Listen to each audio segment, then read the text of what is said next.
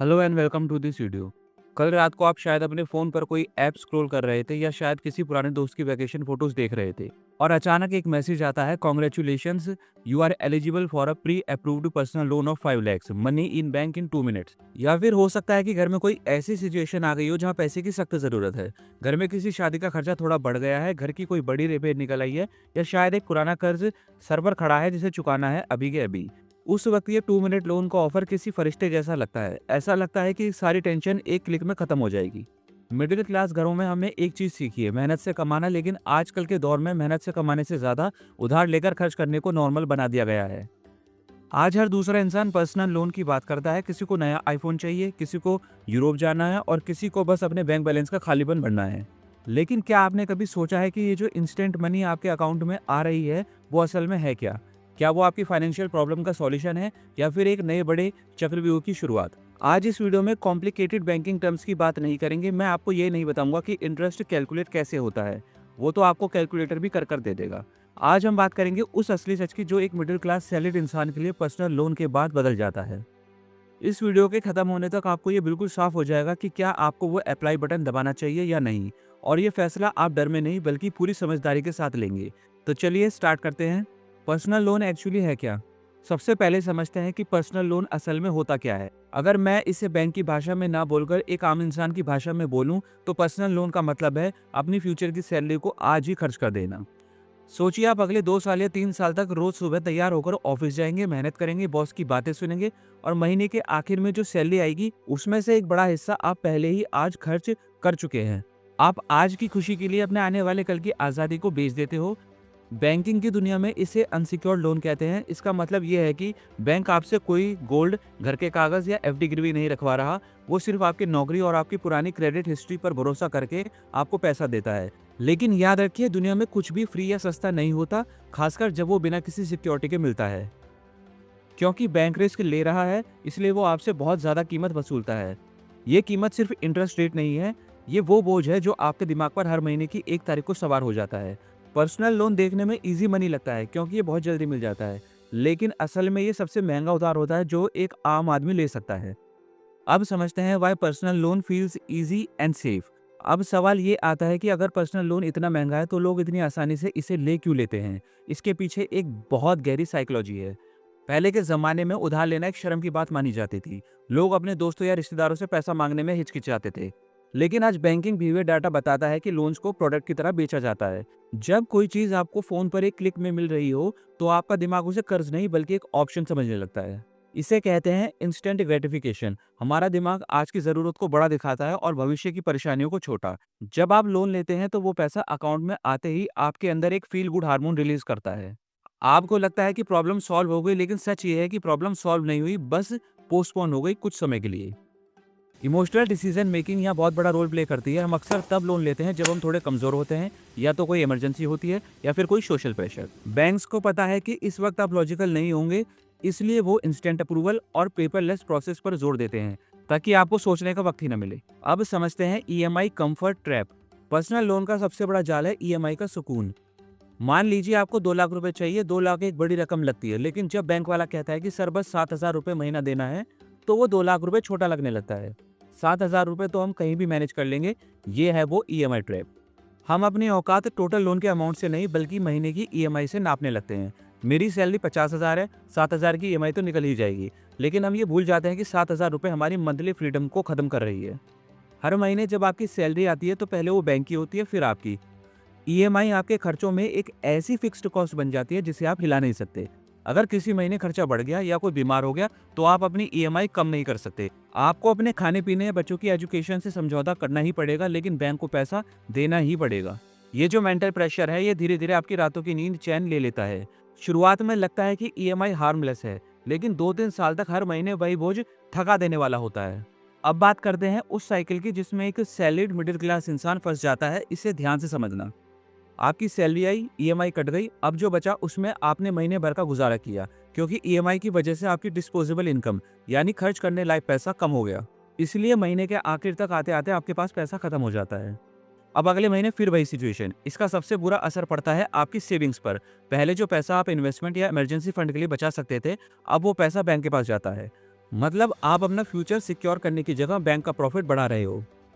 जब सेविंग्स नहीं होती तो हर छोटी मुसीबत एक बड़ी इमरजेंसी लगने लगती है, और उस इमरजेंसी से निकलने के लिए आप क्या करते हो? एक और लोन।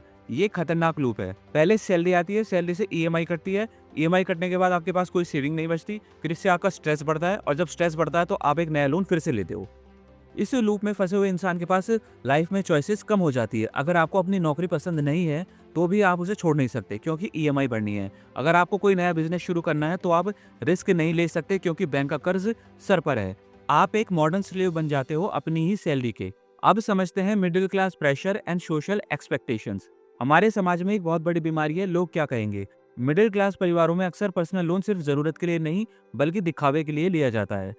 शर्मा जी के बेटे ने गाड़ी ली है, हमें भी पुरानी कार रिप्लेस करनी चाहिए। घर में कोई शादी है तो सेलिब्रेशन ग्रैंड होना चाहिए, चाहे लोन ही क्यों ना लेना पड़े। ये जो कंपैरिजन का प्रेशर है ये आपको पर्सनल लोन की तरफ धकेलता है। हम उन लोगों को इंप्रेस करने के लिए पैसा खर्च करते हैं जिन्हें हम पसंद भी नहीं करते, और वो भी उस पैसे से जो हमने अभी तक कमाया भी नहीं। सोशल एक्सपेक्टेशंस की वजह से लिए गए लोन सबसे ज्यादा दुख देते हैं क्योंकि शादी खत्म हो जाएगी, गेस्ट चले जाएंगे, नई गाड़ी पुरानी हो जाएगी, लेकिन वो लोन अगले 5 साल तक आपके साथ रहेगा। जब आप उस लोन की ईएमआई भरेंगे तब वो फंक्शन या वो गाड़ी आपको खुशी नहीं देंगे बल्कि गुस्सा और पछतावा देंगे। अब समझते हैं पर्सनल लोन कब सबसे ज्यादा डेंजरस है। अब मैं आपको कुछ ऐसी सिचुएशंस बताऊंगा जहां पर्सनल लोन लेना एक फाइनेंशियल सुसाइड जैसा है।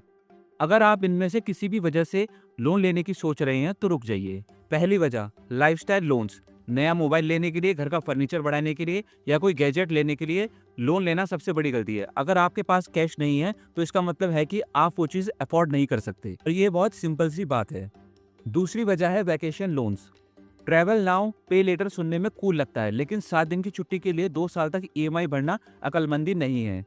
यादें तब अच्छी लगती है जब वो किसी कर्ज के बोझ तले ना दबी हो। तीसरी वजह, लोन टू पे अनदर लोन। ये सबसे बड़ा रेड फ्लैग है। अगर आप अपनी पुरानी ईएमआई चुकाने के लिए नया लोन लेते हैं तो आप एक बहुत गहरे गड्ढे में गिर रहे हैं। इससे प्रॉब्लम सॉल्व नहीं होगी, बस उसका साइज बड़ा हो जाएगा। चौथी वजह, इंस्टेंट लोन ऐप्स। आजकल मार्केट में ऐसी ऐप्स हैं जो 5 मिनट में लोन देती हैं। इनसे बचिए। इनका इंटरेस्ट रेट और इनके रिकवरी करने के तरीके मिडिल क्लास इंसान की इज्जत और मेंटल पीस दोनों को तबाह कर देते हैं। अब समझते हैं पर्सनल लोन कब लॉजिकली एक्सेप्टेबल हो सकता है। मैं ये नहीं कहूंगा कि हर लोन बुरा होता है। कभी कभी लाइफ ऐसी सिचुएशन में खड़ा कर देती है जहां और कोई रास्ता नहीं बचता, लेकिन उसके लिए भी कुछ शर्तें, कुछ कंडीशंस होती हैं। पर्सनल लोन सिर्फ तभी जस्टिफाई किया जा सकता है जब कोई एक्चुअल इमरजेंसी हो, कोई ऐसी मेडिकल सिचुएशन जहां इंश्योरेंस कम पड़ गया और जान पर बात आ गई हो, या फिर बात हो इनकम जनरेटिंग एसेट की। अगर आप वो लोन लेकर कोई ऐसी स्किल सीख रहे हो जिससे आपकी सैलरी डबल होने वाली है तो वो एक इन्वेस्टमेंट है, लेकिन ये बहुत सोच समझ कर करना चाहिए। या फिर बात हो रिपेमेंट एबिलिटी की। आपके पास एक सॉलिड प्लान हो कि आप पर्सनल लोन कैसे चुकाएंगे। ये नहीं होना चाहिए कि देख लेंगे जब होगा। याद रखिए, लोन तभी लेना चाहिए जब वो एक वन टाइम प्रॉब्लम का सॉल्यूशन हो, ना कि आपकी मंथली लाइफस्टाइल का हिस्सा। अब देखते हैं personal loan versus emergency fund. यहाँ पर एक बहुत बड़ा लेसन है। हम पर्सनल लोन क्यों लेते हैं? क्योंकि हमारे पास अपना पैसा नहीं होता जब हमें जरूरत होती है। एक होता है कंट्रोल माइंडसेट और दूसरा होता है डिपेंडेंस माइंडसेट। जब आप एक इमरजेंसी फंड बनाते हैं, चाहे महीने के 2,000 रुपए ही बचाकर आप इमरजेंसी फंड बनाते हो, तो कंट्रोल आपके हाथ में होता है। जब जरूरत पड़ती है आप अपना पैसा निकालते हैं, कोई इंटरेस्ट नहीं देना, कोई ईएमआई नहीं, कोई बैंक का फोन नहीं। ये होता है पीस ऑफ माइंड। लेकिन जब आप लोन पर निर्भर हो जाते हो तो कंट्रोल बैंक के पास होता है। आप हमेशा डरते हैं कि अगर नौकरी चली गई तो क्या होगा, अगर बैंक ने इंटरेस्ट बढ़ा दिया तो क्या होगा। पर्सनल फाइनेंस के प्रिंसिपल्स कहते हैं कि लोन लेने की नौबत ही इसलिए आती है क्योंकि हमने बुरे वक्त के लिए तैयारी नहीं की होती। इसलिए लोन लेने से पहले खुद से पूछिए, क्या मैंने पैसा बचाने की कोशिश की, क्या मैंने सेविंग्स करने की कोशिश की, क्या मैंने इमरजेंसी फंड बनाने की कोशिश की, क्या मैंने पैसा मैनेज करने में कंट्रोल माइंडसेट का यूज़ किया। अब समझते हैं कि पर्सनल लोन किसको नहीं लेना चाहिए। मैं किसी को जज नहीं कर रहा, लेकिन कुछ लोगों के लिए पर्सनल लोन एक जहर की तरह काम करता है। ये लोग वो लोग होते हैं जिनकी कोई फिक्स्ड सेविंग्स हैबिट नहीं है। अगर आप महीने के आखिर में हमेशा जीरो पर होते हैं तो लोन आपको बर्बाद कर देगा। ये लोग वो हैं जो इम्पल्सिव शॉपर्स हैं, जिन्हें सेल देखकर चीजें लेने की आदत है, उन्हें लोन से दूर रहना चाहिए। ये लोग वो हैं जो करियर की शुरुआत में हैं, शुरुआत में ही ईएमआई का बोझ आपको अपने सपने पूरे करने से रोक देगा। अगर आपका व्यवहार पैसों को लेकर थोड़ा ढीला है तो पर्सनल लोन आपकी इस आदत को सुधारेगा नहीं बल्कि इसे और बदतर बना देगा। अब समझते हैं कि पर्सनल लोन के लॉन्ग टर्म लाइफ इम्पैक्ट क्या होंगे। एक लोन सिर्फ आपकी जेब पर असर नहीं डालता, वो आपकी पूरी पर्सनैलिटी बदल देता है। जब आप कर्ज मुक्त होते हो तो आपका कॉन्फिडेंस अलग ही लेवल पर होता है। आप रिस्क ले सकते हो, आप खुश रह सकते हो, आपके घर का माहौल शांत रहता है। लेकिन जब सर पर लोन होता है तो हर छोटी बात पर गुस्सा आता है। घर में झगड़े अक्सर पैसों की वजह से होते हैं और उन पैसों के पीछे अक्सर कोई पुराना लोन होता है। फाइनेंशियल कॉन्फिडेंस का मतलब ये नहीं है कि आपके पास कितना उधार लेने की लिमिट है। असली कॉन्फिडेंस ये है कि आपको किसी बैंक की ज़रूरत ही नहीं है। सोचिए वो सुकून कितना बड़ा होगा जब 1 तारीख को सैलरी आए और वो पूरी की पूरी आपकी हो। उस पैसे पर सिर्फ आपका और आपके परिवार का हक हो। यह है असली फाइनेंशियल फ्रीडम। तो आज हमने इस वीडियो में क्या सीखा उसकी एक छोटी सी समरी बता देता हूँ। पर्सनल लोन कोई एक्स्ट्रा इनकम नहीं है, वो आपके आने वाले कल की मेहनत पर आज ही लगाया गया एक टैक्स है। ये दिखने में आसान होता है, मिलने में फास्ट होता है, लेकिन चुकाने में यह आपके चैन सुकून सब मांग लेता है। लोन तभी लेना चाहिए जब आपकी एक्चुअल ज़रूरत हो, ना कि तब जब आपका डिज़ायर हो। ईएमआई के जाल में ना फंसें, टोटल इंटरेस्ट और मेंटल कॉस्ट को देखें। हमेशा याद रखें, पैसा बचाना उधार लेने से हमेशा सस्ता पड़ता है। हमेशा याद रखें, पैसा बचाना उधार लेने से हमेशा सस्ता पड़ता है। मैं चाहता हूं कि आप नीचे कमेंट में सिर्फ एक चीज़ लिखें।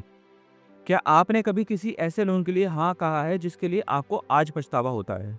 याद रखिए, आपकी सैलरी आपका सबसे बड़ा वेल्थ बिल्डिंग टूल है। इसे बैंक को ईएमआई में मत दीजिए। इसे अपने और अपने परिवार के भविष्य के लिए बचाइए। अगर आपको ये इन्फॉर्मेशन सही लगी हो तो इसे उन दोस्तों के साथ शेयर कीजिए जो शायद इस वक्त कोई लोन लेने की सोच रहे हैं। तो मिलते हैं अगली वीडियो में एक नए टॉपिक के साथ।